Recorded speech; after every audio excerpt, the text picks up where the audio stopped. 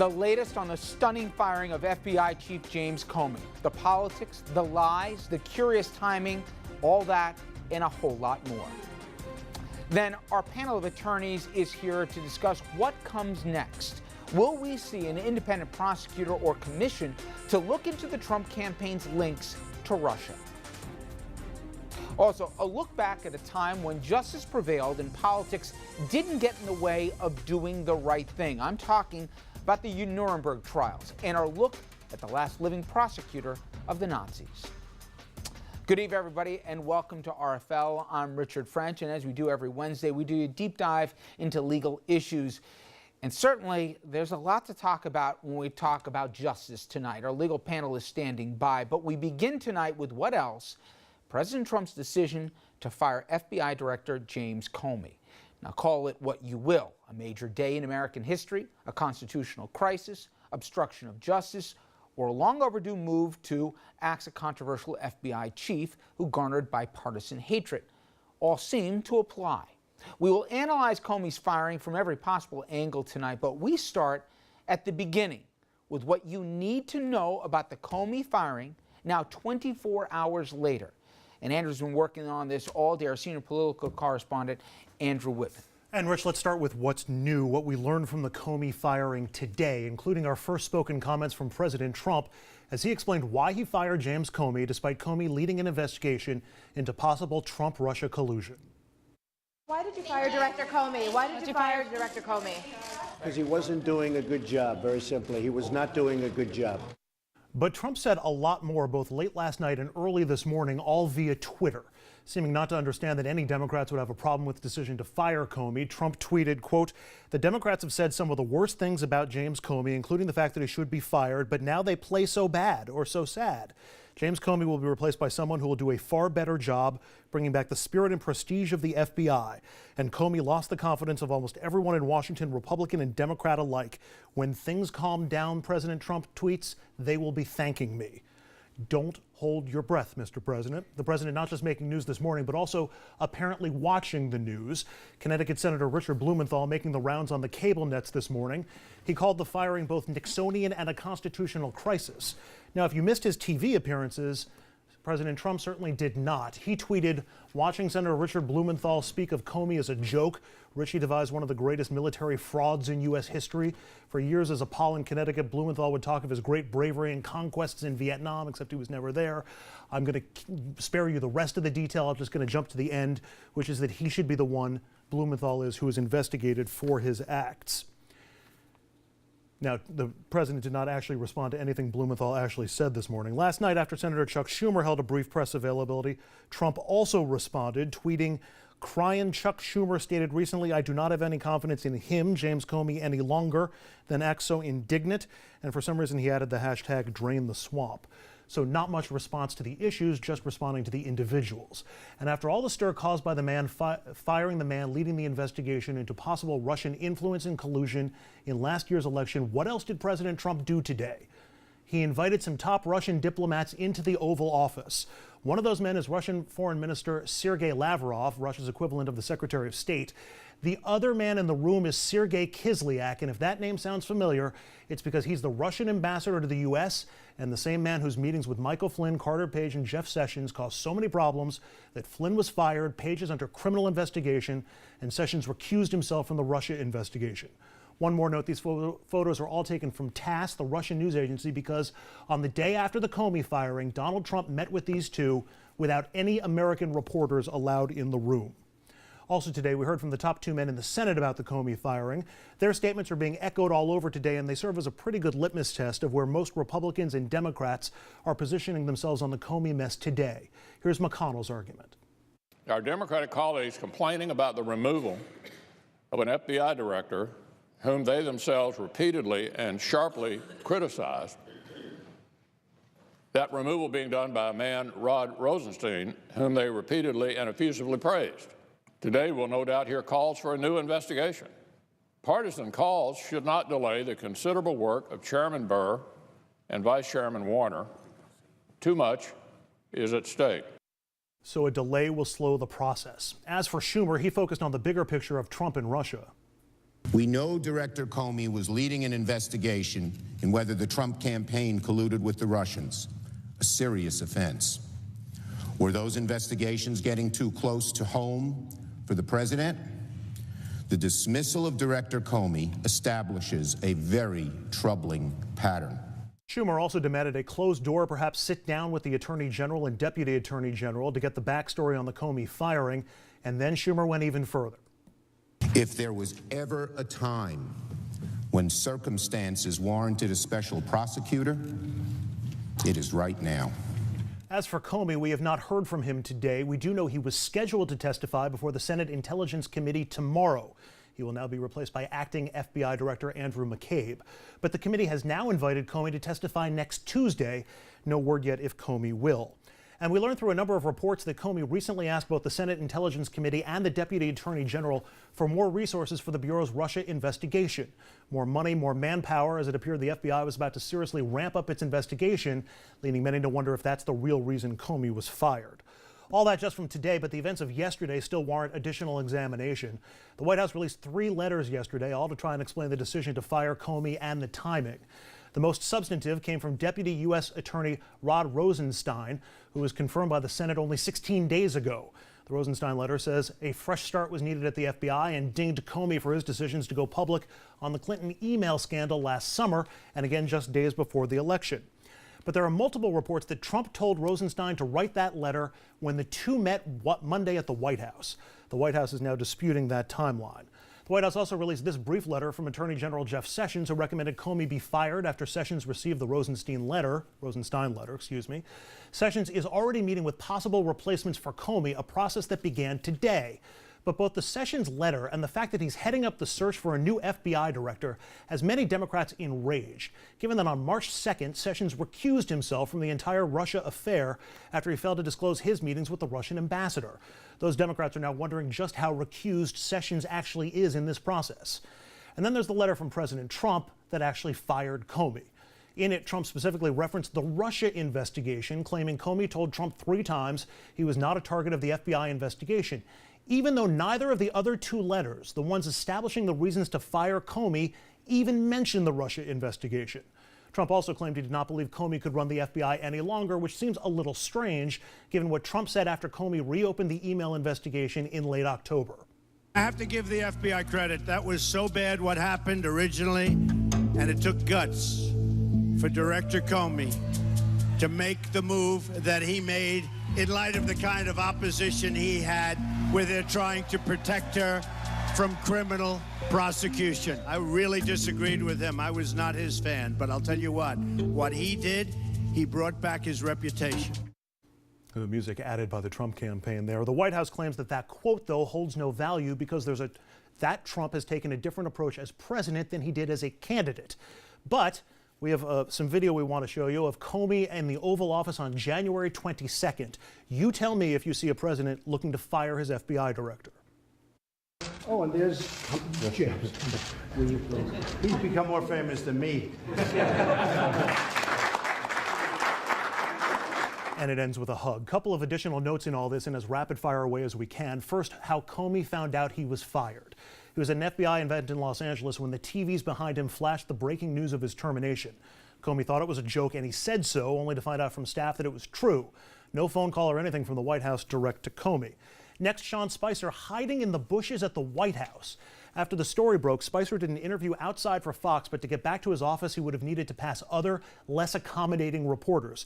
So Spicer hid in the bushes outside the White House, huddling with staff as they worked out the details of how he would brief the press, which he only did after crews promised to turn off their lights so that update could not be broadcast on television. Finally, the timing of all this. All 3 letters from Rosenstein, Sessions, and Trump were dated yesterday, which suggests the process was rushed through and that the 3 men already knew how this would end up beforehand. In other words, they reverse engineered the process to get the outcome they wanted, a reason to fire Comey, which jives with both the Rosenstein meeting with Trump on Monday and this Times report that the White House began the process last week and that Trump gave Sessions a mission. Go back to your office and come up with some reasons for me to fire Comey. Rich? All right, Andrew, a lot to unwind. I got the attorneys coming up in a little bit. We'll get into legalities as to where investigations could go, who could do it, who has subpoena power, and all the rest that goes along with that, plus possible obstruction, etc. Let's go a little bit to the TikTok here. The idea, and people need to read the letter, but in short, Comey was fired because he was too mean to Hillary. Comey was fired because he went around the process, which was the attorney general or the assistant or acting attorney general, and he went public with the findings. Let's be clear. If that didn't happen, I don't think, or at least it's a rational debate here, whether or not Trump would be president. No one believes that's the reason. Well, no, absolutely not. That's the reason stated in the Rosenstein letter. That's the reason that they came up with for fire. And it was how he handled the Clinton affair, basically going around other people in the Justice Department in the summertime, and then his decision to make the update in the and week as we before just the saw election. with the sound bites, et cetera, both after it was released and even in the aftermath, again, the president wasn't looking to push him out. You mentioned two key things that have happened this week. One, that he was looking for more resources was Comey in the Russia probe, meaning men and material to lead with the investigation. And subpoenas could have been coming here in terms of financial elements as related to Trump. Next question here. How they found out. Literally, you can't make this up. Comey was at a recruiting event in L.A. He stopped by, basically, the bureau in Los Angeles, and he's talking to members. He's got his back turned to TVs, apparently. Running on the TV, I believe it was CNN, was Comey's fired. Somebody would say, hey, by the way, Mr. Director, you should turn around and look at the TV. He then found out that a Trump Tower security guy literally walked the letter over 4 streets, tells you a couple things. We're in surreal land. And secondly, he doesn't even trust anybody as president of his own White House. Yeah, the guy who hand-delivered the Comey, you're fired letter to the FBI offices in Washington, not that Comey was there at the time, is a former NYPD detective who wound up as Trump's bodyguard and rose through the ranks of the Trump administration. He's now basically the head of security for the Oval Office. He has an Oval Office title. Trump handed him the letter and told him to deliver it to the FBI. Basically, the upshot of that is he did not trust anybody else in his inner circle or anybody else in the White House for fear it would leak or that the information would get out there in some other way. Last thing, I got 1 minute at most here, Andrew. What's next, and the comparisons to Watergate, fair or not? Well, I think what's next is we're going to see a whole boatload of leaks coming out of the FBI, coming out of the Justice Department, and coming out of the White House. People who are pushing back on some of what happened here. The other big landmark I think we're looking for is Comey. When do we hear from him? He was invited to a Tuesday testimony. He could testify Tuesday. Otherwise, you know, he's got a pretty hot book I would think he would want to be selling at some point or shopping that around. We'll eventually get the whole story from Comey. That may be next. As for the comparisons to Watergate, we knew that there was a crime, but we didn't know of the White House role or the cover-up initially. Here we don't actually know that there's been a crime. There's the appearance of a crime, but there's every indication of a cover-up and every indication of White House involvement. The difference here is that President Nixon in '72, from the time of the Watergate break-in to his resignation in '74, had Democrats running the House and running the Senate, which meant the other party was in charge of investigating and eventually going to impeachment, which he would have faced had he not resigned. Here, it's different. And you, though, had, to be clear, you had hero Republicans back in '74 and leading up to it, and you have a lot of Republicans. By the way, the idea that all the Democrats wanted to fire is a crock. People have problems with his handling here, but the idea that the majority of Democrats called for his pink slip is a canard. We're going to have a ton here to go over, but Andrew, thank you for the setup.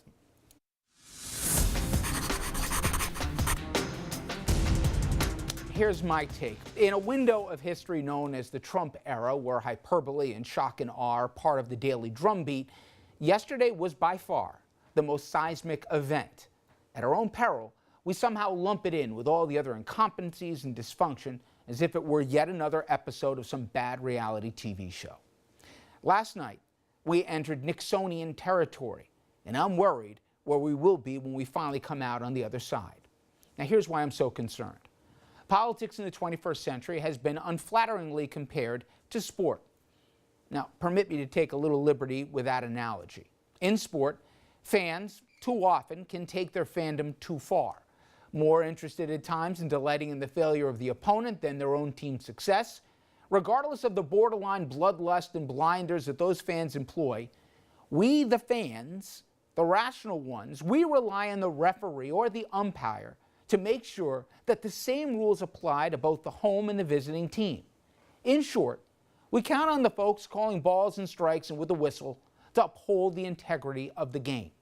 Now, without an arbiter who's not invested in the outcome, what we have is basically professional wrestling. Well, on May 9th, in the year 2017, the U.S. government stepped very close to the WWE and the Nixon years. Now, more than any other point in my lifetime, I could not say that statement. Donald Trump is lying, and Donald Trump cannot be trusted. Now, I say those two statements without a scintilla of reservation and, unfortunately, a mountain of evidence to support the claim. Now, no rational person could possibly believe that Jim Comey is unemployed tonight because Donald Trump was concerned about his handling of all things, the Hillary Clinton email investigation that I would argue in large part got him elected. His own words contradict his supposed lack of support for the FBI director. The timeline of events contradict who recommended the firing and at whose directive. And common sense obliterates any logic as to why and why now. Trump fired Comey because this week his FBI asked for more resources in the Russia probe. This week, the Senate asked for subpoena power to dig into Trump's finances. In short, the noose was tightening. Look who has been fired from the branch of justice. Sally Yates, canned after, among other things, pointing out that Michael Flynn was compromised by the Russians and that he was causing the vice president to unwittingly lie to the American public. Flynn stayed on 18 days. U.S. Attorney Preet Bharara, after promises to the contrary from the president himself, he was fired. Oh, by the way, did I mention he also was conducting an investigation into Trump and friends? And now we have Jim Comey. The Founding Fathers, in their infinite wisdom, gifted us a system of checks and balances.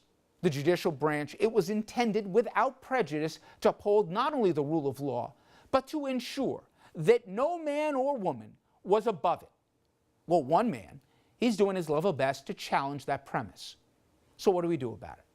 When challenges have faced our nation, without fail, heroes, sometimes from unlikely places, have always emerged, and they always put country before politics. We are at such a juncture. I never shared the fears of so many people after the election that were stunned by the results, that all hell was going to go in the handbasket here. I believed, and I still do, that authoritarianism, totalitarianism, or any other ism you can name would never take root in the U.S. We, the people, wouldn't stand for it.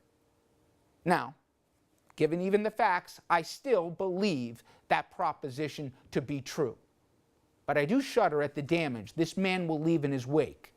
We are being tested tonight as a nation, and I pray how we soon respond will be well judged by history. All right.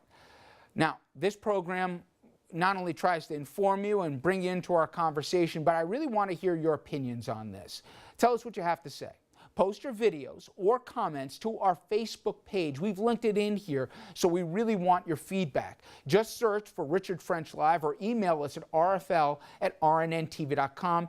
And a special note here, tomorrow evening we're going to be opening up our phone lines to be getting your reaction at home so you can weigh in. We'll be putting the number on the screen again tomorrow evening, our toll-free number for you to weigh in. But if you want to take it down now, it's 888-766-2428. Okay, with that, it is legal night here, and I got a bunch of attorneys who's going to tell us where we might go next. We'll take a look at what is next in the Russia investigation as it relates to subpoenas, special prosecutors, and to put it politely, things could get very interesting.